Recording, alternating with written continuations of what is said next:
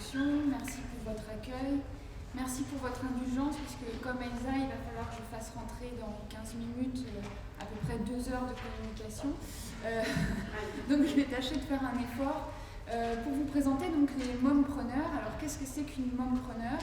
C'est une femme qui régulièrement, en tout cas dans la façon dont moi j'ai attrapé mon sujet, fait partie d'un collectif étiqueté comme étant un collectif de mompreneurs et qui se décrit comme une ancienne salariée qui crée une activité indépendante à l'arrivée d'un enfant. Régulièrement, elles disent qu'elles travaillent dans les sphères dites féminines, des cosmétiques, de la puériculture, etc. etc. Et ici, je voudrais revenir plus particulièrement sur leur situation concrète de travail à ces femmes. Il est difficile de les dénombrer en France, mais on peut dire que ça oscille entre 3000 selon les organisations, 1400 selon, pas la police, mais moi.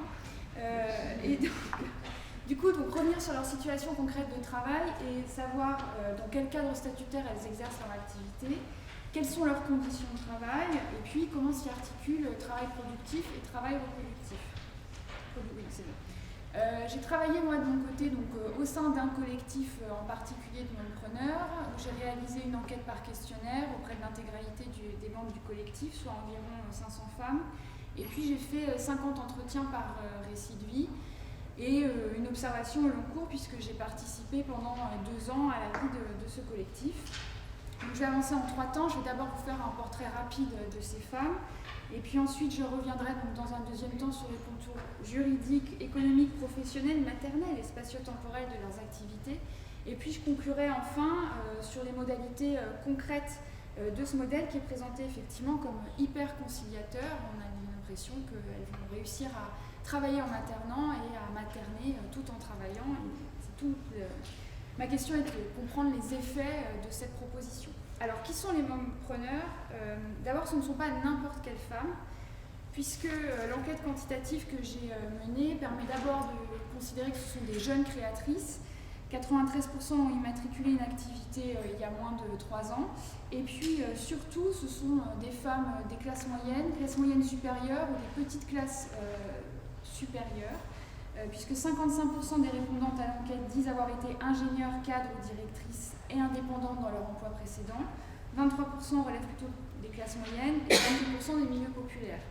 Soulignons par ailleurs que ce positionnement social il est régulièrement hérité, puisqu'elles ont des parents qui sont également bien situés dans l'organigramme social, et il est aussi entretenu par leur situation conjugale, puisqu'elles sont à près de 90% toutes mariées, et en couple avec 55% d'entre elles avec des cadres, 16% avec des artisans.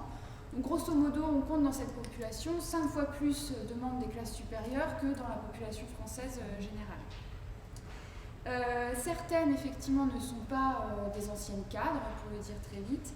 Toutefois, on constate que pour ces femmes-là, plus régulièrement, elles sont dans des unions hypergames, c'est-à-dire mariées avec des hommes dans des situations socio-professionnelles supérieures à la leur, plus régulièrement des cadres que ce qu'on peut observer chez les autres femmes. Donc, autre élément qu'il faut avoir en tête, donc je l'ai dit, très régulièrement dans leur présentation, elles se présentent, elles disent avoir créé une activité au moment de la grossesse. Et bien en fait c'est faux. D'abord parce que toutes ne sont pas mères. J'ai rencontré ainsi des femmes qui n'avaient pas d'enfants, étaient dans des parcours de procréation médicalement assistée lourds et douloureux, mais qui n'avaient pas d'enfants. Il y a aussi des femmes qui sont adoptantes, donc toutes ne sont pas mères au sens physiologique du terme. Et puis par ailleurs, quand on examine l'âge des enfants croisé par l'année d'immatriculation de leur activité, on s'aperçoit qu'il y a un décalage très net entre les deux, et on s'aperçoit également que bon nombre de ces femmes ont immatriculé leur activité après l'arrivée en France d'un statut assez nouveau, enfin d'un régime plus exactement assez nouveau, qui est celui de l'auto-entrepreneur, qui est un régime microfiscal qui facilite la création d'entreprises, mais donc on ne parle plus alors d'entreprise, mais bien d'activité économique, et la différence est importante à avoir en tête. Donc il y a un vrai hiatus entre l'arrivée effective d'un enfant et la création de l'activité. Et puis j'ajouterais également qu'en réalité la maternité elle joue un rôle très limité dans la définition de l'activité créée et de son contenu, puisque 54% des femmes disent que leur activité n'a aucun lien en réalité avec la maternité. Et bien plus souvent, elles disent pour une mompreneur sur deux que c'est une passion qu'elles ont décidé d'exercer dans leur activité. La facilité de se reconvertir en tant qu'indépendante ou la prolongation de son métier initial a également joué un rôle majeur pour 28% et 22% respectivement de ces femmes. Alors, ce qu'il faut également avoir en tête, c'est les enfants. Alors certes, il y a dichotomie entre arrivée effective de l'enfant et création de l'activité, et pour autant, 38% des femmes de l'association ont un enfant de moins de 10 ans. Compte tenu du travail parental que représente l'enfant de moins de 10 ans et même encore plus petit, on se rend compte que la gestion des enfants en petit âge, pour le dire très vite, est importante pour ces femmes. Et d'ailleurs, j'ajoute que 40% d'entre elles ont au moins un enfant de moins de 3 ans, donc en âge préscolaire, et qu'il faudrait aussi, mais je ne vais pas avoir le temps de le faire là maintenant, investiguer de plus près la question des modes de garde de ces femmes. Et puis, pour terminer à très très grand trait leur portrait, elle présente évidemment ce choix, cette reconversion dans l'activité indépendante comme un choix. Je vais vous donner juste quelques chiffres. En réalité, j'ai dans mon échantillon seulement 40% des femmes qui étaient en emploi et en poste juste avant de créer leur activité, ce qui vient donc clairement limiter leur insertion dans l'idée d'une insertion solide et pérenne dans le travail, dans le salariat. Et puis le départ du salariat ne se fait que assez rarement sur décision unilatérale des femmes interrogées, soit par une démission, et encore il faudrait affiner les conditions concrètes dans lesquelles s'exerce la démission. Mais par exemple, 24% arrivaient à la fin 11% arrivaient à la fin d'un emploi précaire, 20% ont été licenciés et 47% ont été en rupture conventionnelle, et les premiers travaux sur la rupture conventionnelle montrent qu'elle est quand même plus régulièrement à la défaveur du salarié qu'elle ne relève d'une décision parfaitement partagée entre l'employeur et le salarié. Voilà, donc pour brosser très rapidement ce portrait, venons-en maintenant à leur situation concrète de travail. Alors, d'abord, il faut avoir, vous allez voir, je ne suis pas complètement obsédée par l'argent, mais il me semble que ça compte quand même. Et il faut savoir qu'elles investissent, elles créent leur activité avec une mise de départ relativement faible pour des indépendantes, puisque 66% disent avoir investi moins de 8 000 € dans la création de leur activité, 45% moins de 2 000 € et 48% de 2 000 à 4 000 € au sein de celles qui ont utilisé moins de 8 000 €. Donc on voit, c'est des petites mises de fonds initiales qui sont utilisées, ce qui explique par exemple que 74% de ces femmes exercent leur activité au domicile.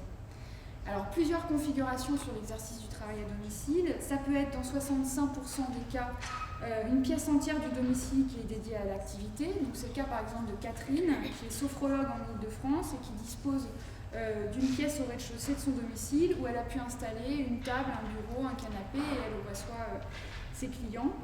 Mais d'autres, 29%, travaillent dans un espace commun à l'ensemble du domicile. C'est le cas par exemple de Dominique, qui a un e-commerce de savons exotiques et qui me dit littéralement au cours de l'entretien qu'elle travaille sur la table du salon et qu'elle plie boutique à 16h30 le soir lorsque ses enfants rentrent de l'école. J'ai aussi le cas d'une femme qui fabrique des cookies à domicile et qui a donc installé un laboratoire de cookies dans la cuisine de son domicile, et qu'elle aussi, à 17h30, ferme la boutique, range les caisses, ferme les fours, etc. pour accueillir son enfant, mais qu'elle rouvre tout à 23h si elle a besoin de faire cuire une dernière fournée. Travail à domicile, alors certaines apprécient effectivement les propriétés panoptiques que ça peut avoir, puisqu'on surveille tout en même temps et qu'on est au four et au moulin, pour le dire un peu maladroitement. Pour autant, ça a quand même des inconvénients assez concrets, d'abord sur le déroulé de l'activité. J'ai régulièrement des histoires et au moment où j'étais au téléphone avec mon client, ma fille a crié « j'ai envie de faire pipi » et forcément ça pose un petit peu un problème en termes de sérieux vis-à-vis de son interlocuteur. Donc ça, c'est des éléments qui reviennent quasiment systématiquement dans les entretiens. Et puis ça a aussi une incidence sur la durée effective du travail, alors que j'ai essayé de mesurer forcément un peu avec des limites, puisque si il y a, je pense, une part importante de surdéclaration. Mais il faut avoir en tête que traditionnellement, les indépendants travaillent plus que la moyenne des salariés et que là, en réalité, j'ai un nombre assez important de femmes en temps partiel et en temps très très partiel pour certaines d'entre elles. Alors, quelques chiffres. 27% des mompreneurs déclarent travailler plus de 40 heures par semaine, mais 46% déclarent travailler à temps partiel et parmi elles, 43% moins d'un 4/5e, 27% entre un 4/5e et 35 heures et 30% qui travaillent moins d'un mi-temps. Donc on a quand même un travail à mi-temps qui est extrêmement développé en réalité et qui s'explique notamment par la concurrence d'autres engagements et notamment l'engagement parental qui est extrêmement important pour ces femmes. Alors bien sûr, elles sont toutes présentes à 16h30 à la sortie de l'école. C'est quasiment la majorité d'entre elles pour qui c'est le cas. J'ai fait une partie de mon enquête dans l'Hérault où j'ai pu constater aussi que beaucoup des femmes récupèrent leurs enfants le midi et ne les mettent pas à la cantine parce que c'est quand même mieux chez maman qu'à la cantine. Et puis elles font état aussi par ailleurs de pratiques puérocentristes très marquées qui se déclinent à l'arrivée de l'enfant mais jusqu'à la scolarisation. Alors par exemple parmi ces pratiques, on compte des allaitements quasiment unanimes et prolongés, voire très prolongés, plus de 6 mois pour beaucoup des femmes que j'ai rencontrées, mais parfois jusqu'à 1 an et demi, 18 mois, 2 ans dans certains cas. Il y a aussi une part non négligeable des couples qui scolarisent leurs enfants dans des structures scolaires alternatives de type Montessori ou école nouvelle, ce qui a une incidence aussi très concrète sur les activités, puisque ce n'est pas l'école du quartier au bout de la rue, mais qu'il faut emmener l'enfant à l'école le matin, que ça coûte de l'argent aussi, beaucoup plus que la scolarisation standard. Et puis des exemples de portage, évidemment des enfants qui font 17 activités périscolaires, alors 17 j'exagère, mais de très très nombreuses activités périscolaires auxquelles les femmes sont les principales accompagnatrices, etc., etc. Et puis un travail domestique qui s'est alourdi, alors certes qui est valorisé en parlant d'une polychronie permise par l'activité à domicile qui permet de passer l'aspirateur tout le temps pour faire une pause dans sa journée de travail, mais qui fait que du coup ce sont ces femmes qui sont réassignées principalement dans leur travail domestique et qui, comme elles gagnent peu d'argent, je ne l'ai pas beaucoup dit, mais on pourra en discuter après si vous le souhaitez, n'ont plus de marge de négociation avec leur conjoint, soit pour déléguer le travail domestique, soit pour le négocier avec le conjoint. C'est le cas par exemple de Laurence, qui est une ancienne vendeuse de prêt-à-porter qui s'est reconvertie dans l'artisanat, qui est mariée avec un fonctionnaire de police et qui me dit qu'elle doit maintenant prendre en charge l'intégralité des tâches domestiques, qu'elle déteste ça, mais qu'elle estime que, là je la cite, ce serait un peu déplacé dans la mesure où elle ne ramène pas une thune et en plus il rentre tard. Donc voilà pour brosser à très très grands traits leur situation concrète de travail. Ce que je voudrais dire, c'est que il me semble qu'on peut davantage parler d'entreprise parentale que d'entreprise économique dans le cas de ces femmes, mais que cette entreprise parentale-là, elle a des effets fragilisants sur les parcours de ces femmes, et notamment en cas de séparation, puisqu'elles ne sont pas malheureusement épargnées par les séparations et par les éclatements des cellules familiales. Alors, c'est plutôt des femmes jeunes, donc la moyenne d'âge du divorce, c'est 41 ans grosso modo en France. Elles ont plutôt, elles, entre 30 et 40 ans, donc elles sont un peu avant le moment où ça se corse. Et donc, le problème, c'est qu'il y en a pour certaines pour qui ça se corse franchement. C'est le cas par exemple de Sylvie. Au moment où je la rencontre, son conjoint est parti 2 mois avant notre entretien. Donc Sylvie, elle a un parcours marqué par des périodes d'inactivité, de travail, et puis elle a créé son entreprise. Elle s'est mise au statut de l'auto-entrepreneur il y a 4 ans, mais elle a exercé diverses activités.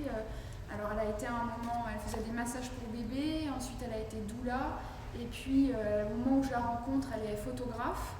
Elle vient du coup, sont en pleine période de flottement post-séparation avec son compagnon, à un moment où ils ont encore du mal à discuter des effets concrets de la séparation, notamment de la répartition du logement, etc., etc. Alors Sylvie, elle est mariée sous le régime de la communauté réduite aux acquets, ce qui du coup va lui permettre sans doute de récupérer au moins une pension alimentaire pour ses 2 enfants.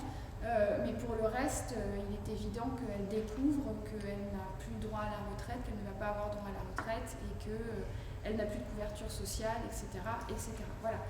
Je vais m'arrêter sur cette situation dramatique, mais nous pourrons en rediscuter après si vous souhaitez. Voilà. Merci pour votre attention.